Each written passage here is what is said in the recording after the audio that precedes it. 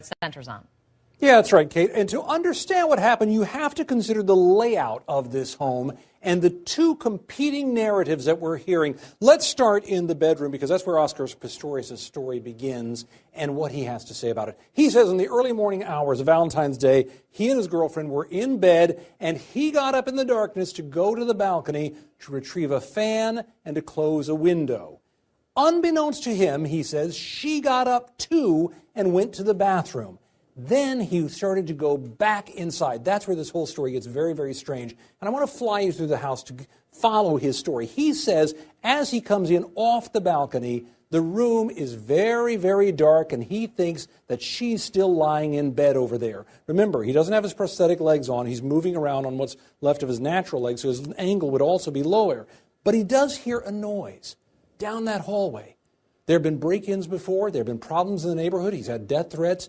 He gets his pistol from under the bed, he says, and he goes down that hall. As he rounds the corner, he sees an open window, and he hears noise inside that locked room in front of you where the toilet is. He thinks there's an intruder there, according to his story. He begins yelling out for the intruder to leave. He starts yelling out for his girlfriend, Reva, behind him to protect herself, and then he suggests he essentially panics. He's so afraid he begins shooting through the door.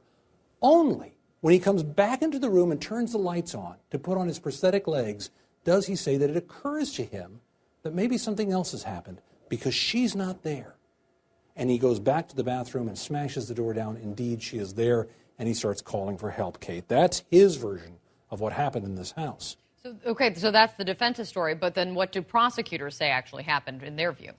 Yeah, very different view, very different. They say it was never dark and confusing here. The lights were on the whole time, and the reason the lights were on because they say this couple was having a big argument. An argument so loud it could be heard for hundreds of yards by some witnesses who believe they heard it coming from that house. At some point, they say, she did indeed retreat to the bathroom to get away from him, and she locked the door behind herself. That's when prosecutors say he took his pistol, he went down that hall in the full light and with the full intent of pursuing her, and when he got to the locked door, he shot her through the door. The details all fit for both stories in a strange way. That's what makes it so fascinating, and how those details are parsed out in court will determine whether or not he spends a lot of time in jail or not. Yeah, so fascinating, and we're only at the bail hearing phase of this case. That's the amazing part about it. Tom Foreman, great work. Thanks.